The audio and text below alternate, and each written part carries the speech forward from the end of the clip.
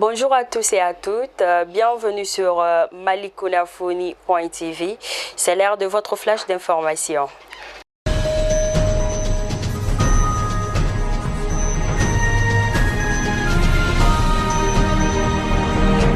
La 40e session du CSA accueille l'engagement commun à aller de l'avant. Les participants ont travaillé dans une bonne ambiance, traduisant leur volonté à poursuivre le processus de paix.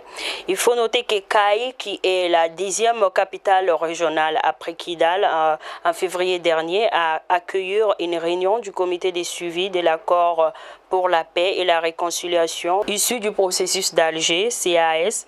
Cette 40e session ordinaire, au-delà du symbole, aura permis aux participants, notamment le ministre de la Réconciliation nationale, le colonel-major Ismaël Ouagué, du ministre de la Défense et des anciens combattants, le colonel Sadio Kamara, du ministre de l'administration territoriale et de la décentralisation, le lieutenant-colonel Abdoulaye Meiga, et du ministre de la refondation de l'État chargé des relations avec les institutions Mamid Koulibaly, de se faire le point des actions à mener depuis la dernière réunion, de se projeter sur les prochaines étapes et d'échanger sur les difficultés auxquelles les populations de la première région administrative sont confrontées.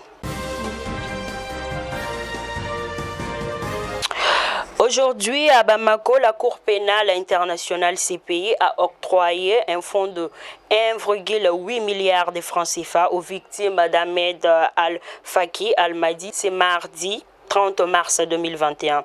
Se tient à Bamako une cérémonie de remise de l'héros symbolique au Mali et à la communauté internationale par le fonds au profit des victimes de la Cour pénale internationale.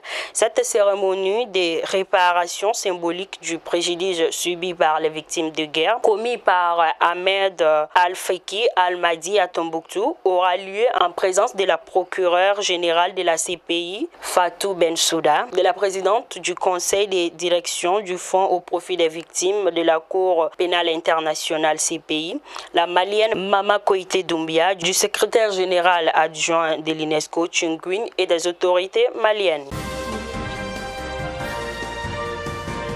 Notre pays peut compter sur le soutien de l'Organisation des Nations Unies pour l'éducation, la science et la culture UNESCO dans la protection de ces manuscrits anciens et autres objets inscrits sur le patrimoine de l'humanité. Son directeur général adjoint Queen Ching l'a exprimé de vive voix au président de la transition Bandao au cours d'une audience hier à Koulouba. Le Mali possède un des patrimoines culturels les plus remarquables de l'Afrique subsaharienne. La partie la plus visible comporte des biens inscrits sur la liste du patrimoine mondial et d'autres sur la liste représentative du patrimoine immatériel. Ainsi, la première session au titre de 2021 du comité de pilotage du cadre intégré et renforcé et de l'aide pour le commerce s'est tenue hier au ministère de l'Emploi et de la formation professionnelle sous la présidence du ministre de l'Industrie, du Commerce et de la Promotion des investissements Haruna Niang. C'était en présence du représentant de l'ambassade du Royaume du Danemark au Mali, Boubacar Ba. Il faut savoir que cette session s'inscrit dans le cadre des réunions statutaires du cadre intégré. À l'occasion, les administrateurs ont entre autres examiné et approuvé les projets de plan de travail 2021, des soutiens à la durabilité, des renforcements des capacités productives et commerciales de la filière gomme arabique et les projets de développement de la filière Carité Prodéfica. Du 26 au 29 mars 2021, le Centre culturel Acte 7 a organisé en son 106 au quartier Amdalaï ACI 2000 de Bamako les rencontres théâtrales afin d'inciter les jeunes à travailler de façon professionnelle pour produire des spectacles. Plusieurs personnalités ont pris part au premier spectacle tenu le vendredi 26 mars 2021.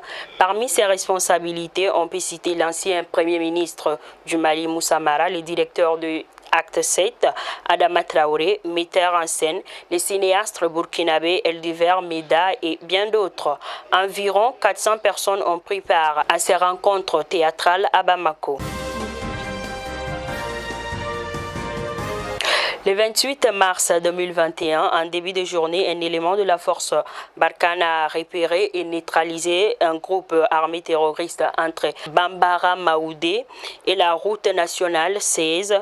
Au cours de cette phase de neutralisation, les militaires français ont libéré un responsable malien, otage enlevé et séquestré depuis le début du mois de février 2021.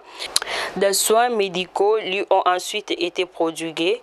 Après d'être assuré de son bon état de santé, il sera remis par la force Barkhane aux autorités maliennes et pourra retrouver ses proches dans les prochains jours. Pour garantir sa sécurité, lors de son rapatriement, ni son identité, ni le lieu de l'enlèvement ne seront divulgués. Hors de nos frontières, au Niger, où le tout nouveau président nigérien a profité d'une interview qu'il a accordée aux médias français RFI France 24 pour se prononcer sur l'opération menée par la force française Barkhane dans la région du Sahel.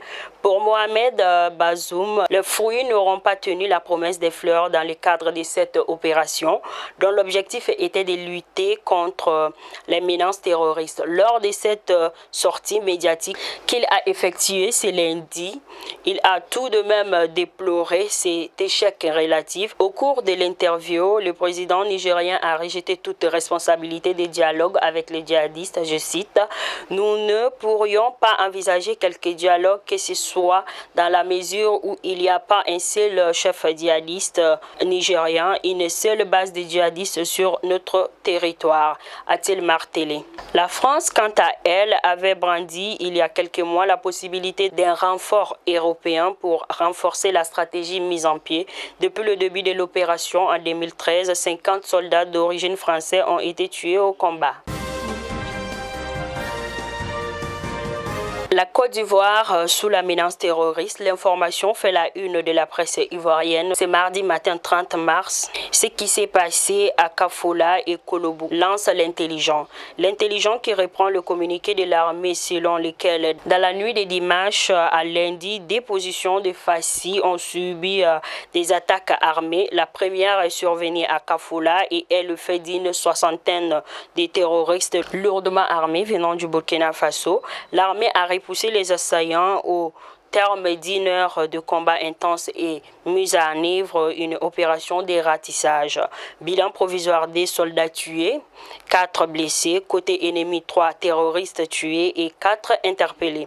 La deuxième attaque est survenue à Kolobougou, non loin de la frontière avec le Burkina Faso, où un poste de gendarmerie a été la cible d'individus non identifiés. Un gendarme ivoirien a été tué et un autre blessé. Nous souhaitons nos condoléances aux familles attristées. Ainsi, c'est la fin de votre flash d'information. Je vous donne rendez-vous pour un autre numéro. Restez connectés sur Mali Kunafoni. Merci.